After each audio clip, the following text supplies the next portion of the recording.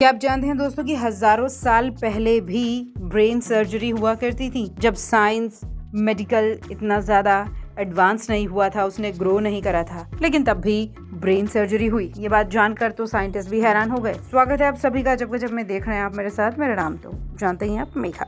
Israel में हजारों साल पहले भी ब्रेन सर्जरी के सबूत मिले हैं। 2 भाइयों को बचाने के लिए ये सर्जरी की गई। दुर्भाग्यवश ये सर्जरी सफल नहीं हो पाई, लेकिन दुनिया भर के साइंटिस्ट इस खुलासे से काफी हैरान हैं। मेडिकल साइंस खुद को आधुनिक युग मानता है और अक्सर पुरानी घटनाओं को कसौटी पर कसकर खारिज कर देता है। पर जब सदियों पुराने राज लोगों के सामने आते हैं तो फिर सोचने का नजरिया बदल जाता है। अगर कोई आपसे कहे कि आज से हजारों साल पहले ब्रेन सर्जरी होती थी तो क्या आप यकीन करेंगे? शायद नहीं। पर वैज्ञानिक सबूतों के आधार पर पता चला है कि आज से तकरीबन 3500 साल पहले एक सर्जरी की गई थी, वो भी ब्रेन सर्जरी, जिसे बहुत ज्यादा मुश्किल माना जाता है। साइंस अलर्ट की रिपोर्ट के मुताबिक पुरातत्वविदों को इजराइल के प्राचीन शहर तेल मिगिद्दो में एक मकबरे की खुदाई के दौरान एक कब्र मिली। ये 1550 ईसा पूर्व और 1450 ईसा पूर्व के बीच की बताई जा रही है। रिसर्च से पता चला है कि 2 सगे भाइयों को यहाँ पर दफन किया गया था, जिनकी उम्र तकरीबन 20 से 40 के बीच होगी। ये दोनों भाइयों की मौत ब्रेन सर्जरी के दौरान हुई थी। साइंटिस्ट इससे अंदाजा लगा रहे हैं कि शायद उस शख्स को जिंदा बचाने की कोशिश की गई होगी, लेकिन वो सर्जरी सफल नहीं हुई।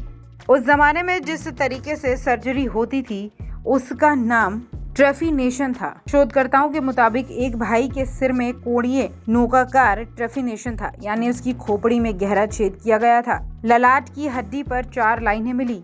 इन्हीं के जरिए सिर में 30 मिलीमीटर यानी लगभग 1.2 इंच चौकोर आकार का छेद बनाया गया। वैज्ञानिकों ने अंदाजा लगाया कि उस वक्त के वैद्य ने ऑपरेशन के जरिए उस शख्स के सिर से हड्डी के कुछ टुकड़ों को बाहर निकाल दिया। शायद उसकी जांच की गई होगी। ब्राउन यूनिवर्सिटी की रिपोर्ट की माने तो पहले के जमाने में ट्रेफिनेशन तकनीक के जरिए सर्जरी के सबूत मिलते हैं। शायद राजघराने के रहने वाले होंगे दोनों। रिसर्च में यह भी सामने आया है कि university of Haifa school of archaeology and maritime culture के डायरेक्टर ने बताया कि ये शहर भूमि मार्ग से मिस्र, सीरिया, मेसोपोटामिया और अनातोलिया को जोड़ता है। काफी सारा व्यापार इसी रास्ते से होता था। दोनों भाई या तो समाज के उच्च श्रेणी के कुलीन सदस्य थे या फिर वो राजघराने के सदस्य होंगे, क्योंकि इन दोनों को साइप्रट मिट्टी के बर्तनों, भोजन और अन्य मूल्यवान वस्तुओं के साथ दफनाया गया था। ये वाली बात तो बहुत ज्यादा चौंकाती है कि उस जमाने में भी सर्जरियां हुआ करती थी,